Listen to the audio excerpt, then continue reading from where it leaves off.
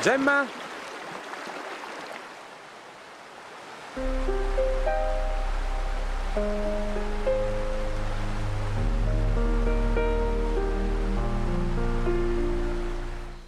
Buonasera, buonasera. Dopo la scorsa puntata, tutta dedicata alle acque della montagna friulana, questa sera parliamo di un grande fiume, un elemento che ci accompagna spesso quando andiamo a salire sulle montagne delle Alpi e delle prealpi carniche.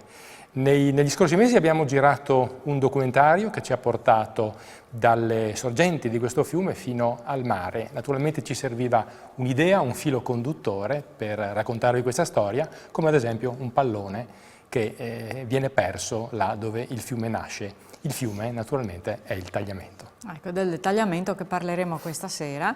Abbiamo raccolto le immagini che sono state utilizzate per il documentario anche in compagnia dell'ospite che abbiamo qui stasera, che vado a presentare. Si tratta di un volto già noto agli spettatori di Telefriuli, è il geologo e speleologo Andrea Mocchiutti. Buonasera Andrea, ben arrivato agli studi di Telefriuli. Buonasera. Ecco, adesso prima di andare a parlare proprio nel dettaglio con Andrea dei vari settori che incontra il fiume Tagliamento, il grande fiume che segna e solca la nostra regione, andiamo a vedere con l'aiuto della mappa, così una breve introduzione dal punto di vista geografico, insomma, per vedere un po' dove scorre questo fiume.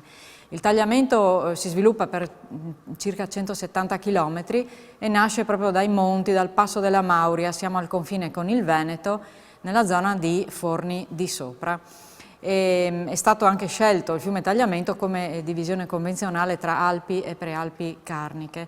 Si orienta poi in direzione ovest-est, discostandosi dalla strada che noi siamo soliti percorrere con l'automobile nella zona tra Forni di Sotto e Ampezzo, dove fa un'ansa. Si orienta poi di nuovo verso Tolmezzo, ricevendo le acque prima del Degano, poi del But, e il suo greto comincia a farsi qui più largo e dopo aver ricevuto anche le acque del Fella si orienta definitivamente verso la corsa nella pianura friulana che lo porterà poi alla Foce. Lo vediamo qua nelle immagini dal satellite come il greto si allarghi e diventi sempre molto ampio e ghiaioso. La V che gli sta vicino sono i greti ghiaiosi del Meduna e del Cellina che confluiscono assieme prima di inghiaiarsi nelle ghiaie sotto. Il Tagliamento poi continua la corsa in pianura, ma il greto si fa più stretto, diventa un canale con molti meandri, molto tortuoso, fino a che arriva alle sabbie e tra Lignano e Bibione sfocia nel mare ed è di nuovo al confine, siamo di nuovo al confine con il Veneto. Ecco, ora noi abbiamo attraversato alcuni tratti del fiume per poter raccogliere le immagini del documentario, l'abbiamo fatto anche, come dicevo prima, assieme ad Andrea Mocchiutti. Adesso andiamo a vedere assieme a lui un po' meglio la zona montana, le sorgenti del Tagliamento, sì, diciamo, la zona di Forni di Sopra. Abbiamo diviso in tre parti il fiume, partiamo con la zona montana, quella a ridosso di Forni. Andrea, possono prego. partire anche le immagini. Sì, il fiume Tagliamento è difatti quella grande strada che collega i monti e il mare, ma per le popolazioni di un tempo e anche per la fauna. Il fiume Tagliamento nasce all'interno del parco delle Dolomiti Friulane, che fa parte del più ampio parco delle Dolomiti, che attualmente è patrimonio dell'umanità, patrimonio dell'UNESCO. Da piccole sorgenti il corso d'acqua prende sempre più forza e comincia a raccogliere le acque scendendo in maniera rettilinea proprio attraverso le Dolomiti e attraverso Forni di Sopra e Forni di Sotto. E in quest'area diciamo che è sempre la geologia che condiziona il percorso del fiume, e lo condiziona perché il fiume sceglie sempre la strada più facile, geologicamente più facile, cioè lungo le faglie o lungo le rocce che sono più facilmente attaccabili. Il fiume scende e raccoglie tutte le acque degli affluenti minori. Dobbiamo pensare che il Tagliamento ha un bacino di ben 2400 km², quindi prende veramente gran parte della nostra regione. Ecco, erano immagini quelle che vedevamo prima, proprio del tratto a ridosso di Forni di Sopra. Qui siamo sul Ponte Sacrovin, siamo a Forni di Sotto.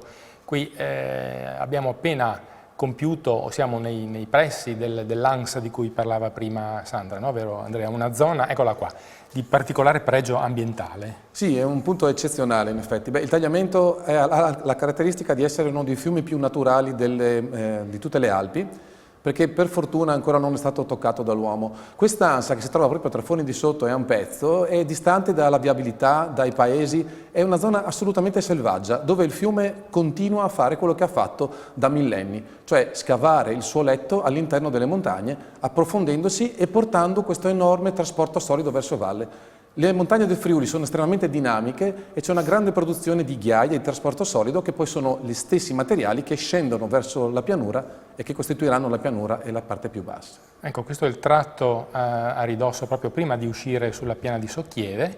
Qui incontra il letto del fiume, incontra questa specie di viadotto sopraelevato e poi arriva, si allarga un po', arriva in una zona un pochino più ampia.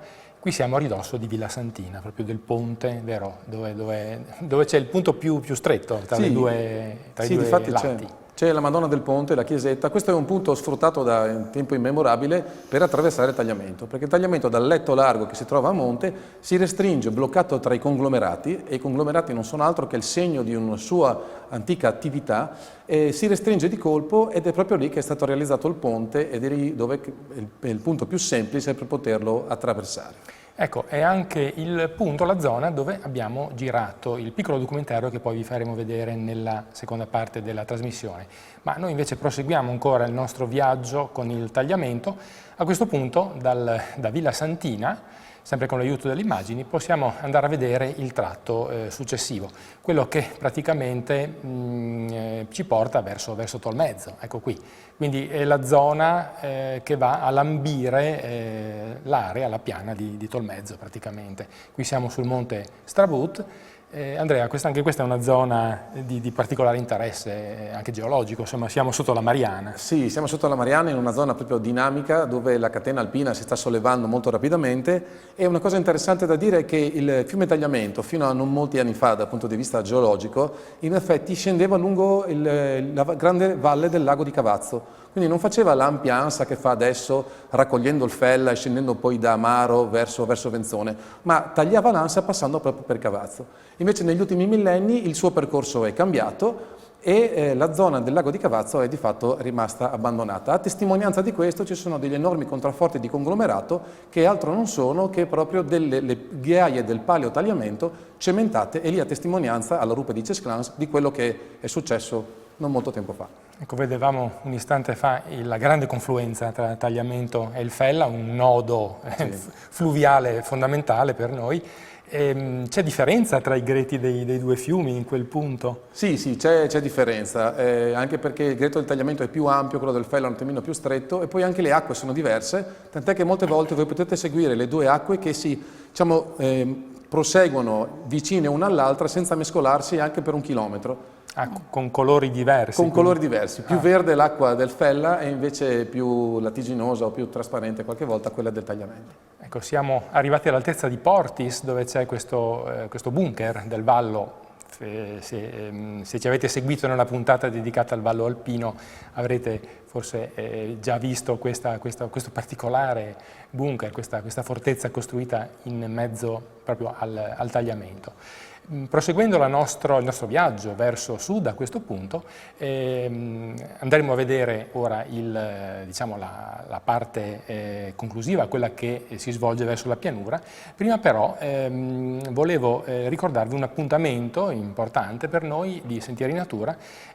Giovedì prossimo, 22 dicembre, ecco questo è il volantino, saremo a Paluzza per una bella proiezione sulle montagne dell'Alto But, viste d'estate, viste d'inverno. A noi tocca naturalmente la parte estiva e saremo presenti con un bel documentario, un bel filmato di mezz'ora. Tutto questo Paluzza il 22 di dicembre alle 20:30 presso il Cinema Teatro Daniel proprio di Paluzza. È venuto il momento di un attimo di pubblicità, ci vediamo tra qualche istante col tagliamento.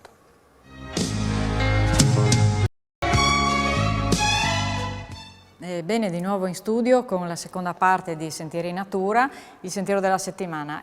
Oggi siamo andati a visitare il Tagliamento, abbiamo percorso così idealmente la prima parte, adesso andiamo a dare un'occhiata alle immagini del tagliamento nella sua lunga corsa lungo la pianura friulana.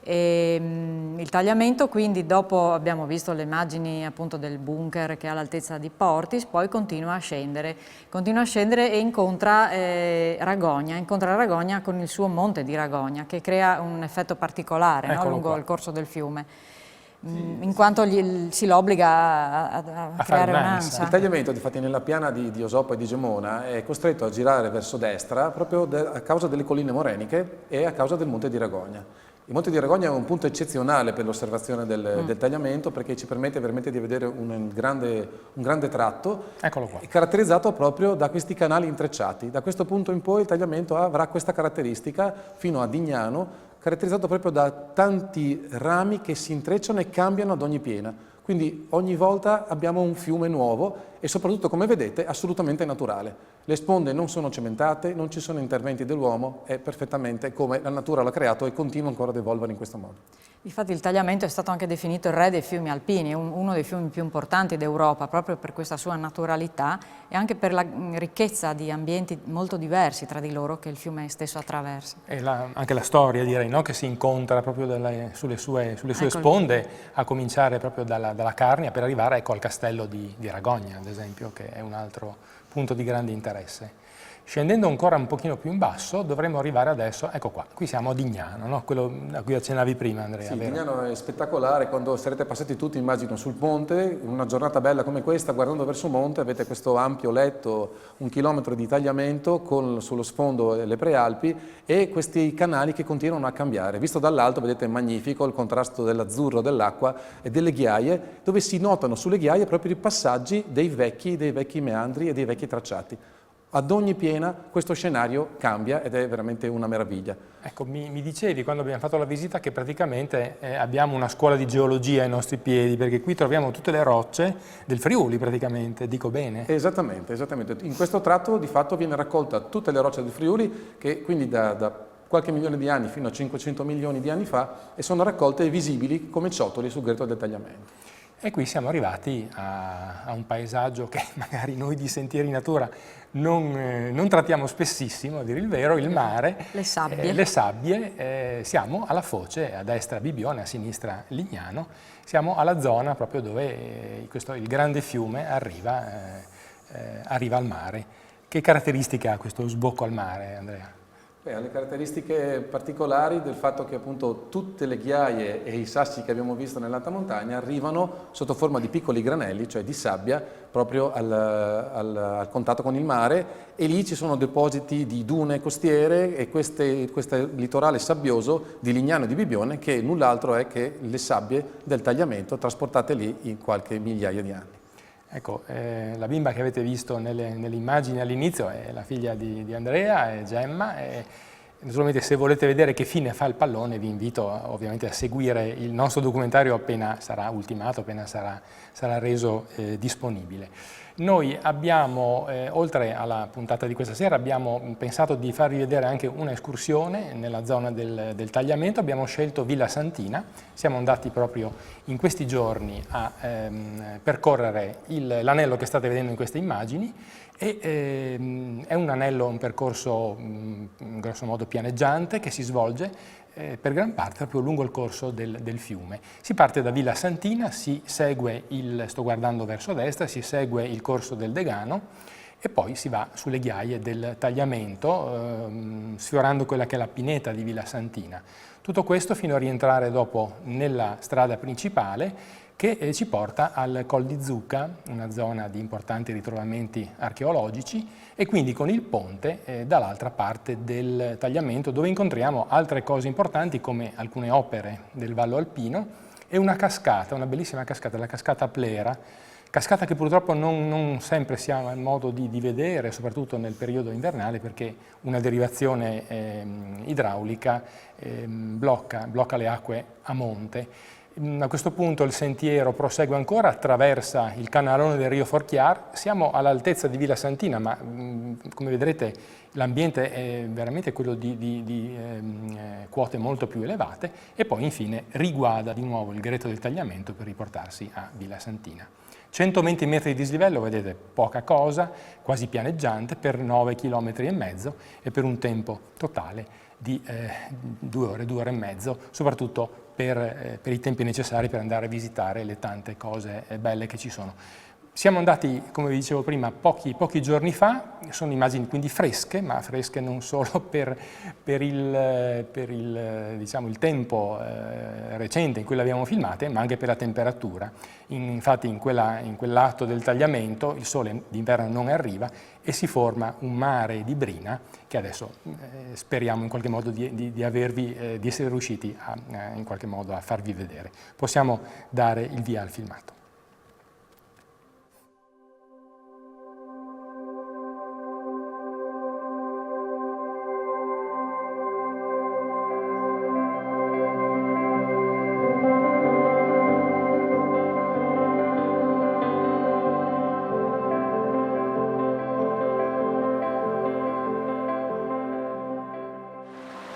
Ci troviamo a Villa Santina, all'interno del Parco Intercomunale delle Colline Carniche, una zona particolarmente adatta a un escursionismo gradevole che può essere praticato in tutte le stagioni.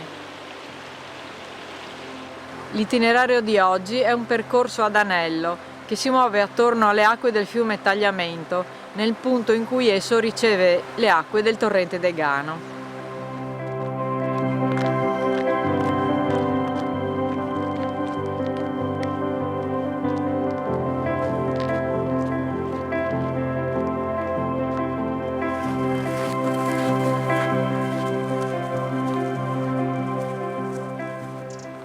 Ed eccoci sulle ghiaie del fiume Tagliamento, oggi completamente ricoperte di brina. Questo grande fiume nasce dal passo della Mauria e mostra un bacino idrografico particolarmente ampio. Comprende dal settore alpino a quello prealpino per poi scendere fino alle colline, alla pianura e al mare.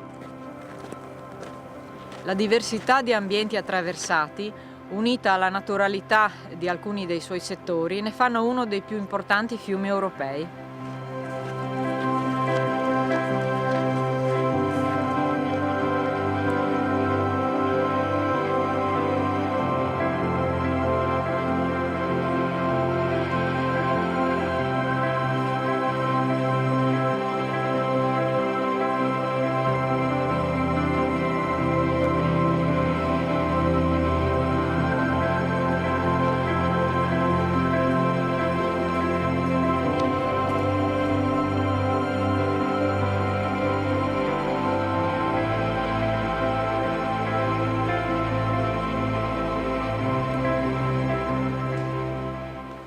A poca distanza dal ponte sul Tagliamento si trova il sito di Col di Zucca.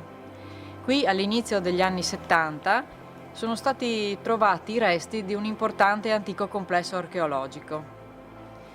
Gli scavi hanno riportato alla luce le fondamenta di 2 edifici sacri e di una vasca battesimale. Molto interessante anche la pavimentazione a mosaico che raffigura dei motivi geometrici e floreali.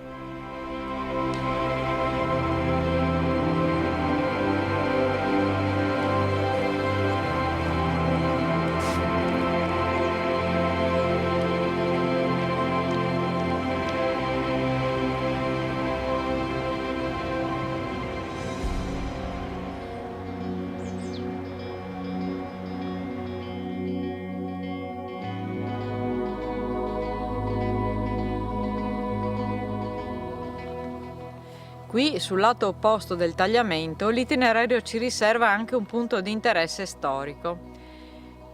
Il Fortino Plera è una delle opere del Vallo Alpino Littorio in territorio di Villa Santina.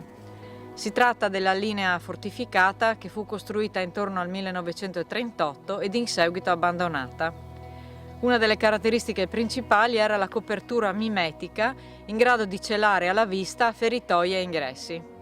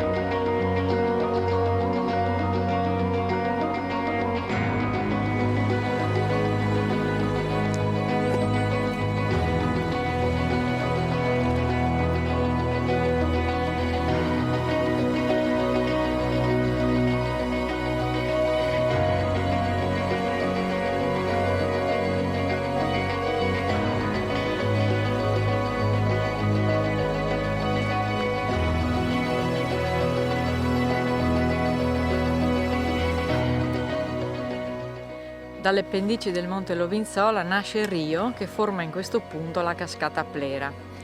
Si tratta di un luogo molto suggestivo in quanto la cascata scende da un'alta parete rocciosa, scavata e ricoperta da muschio. Purtroppo il salto d'acqua non è sempre visibile a causa di una derivazione idraulica.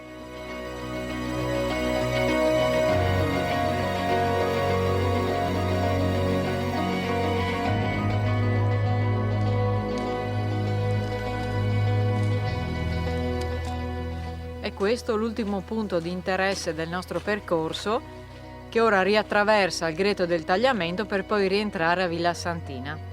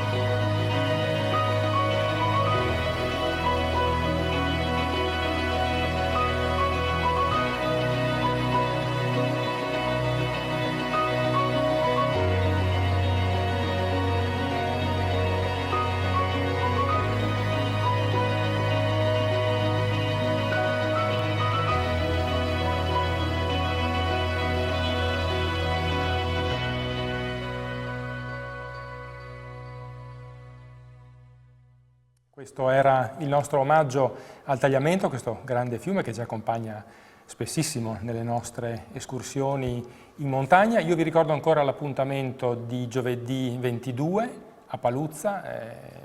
Io e Sandra saremo presenti per proiettare il documentario In cammino sui monti dell'Alto Buto, una passeggiata proprio a 360 gradi attorno alle montagne che racchiudono questa bellissima valle, quindi vi do appuntamento a giovedì 22 alle 20:30 al Cinema Teatro di Paluzza, mentre invece noi ci vediamo settimana prossima. Sì, ci vediamo la prossima settimana, venerdì, solito orario, 20:45. Quindi non ci resta adesso che salutarci, salutiamo e ringraziamo l'ospite che abbiamo avuto con noi ad accompagnarci sul Tagliamento, Andrea Mocchiutti, grazie della partecipazione e ci vediamo allora la prossima settimana. Un saluto. Arrivederci.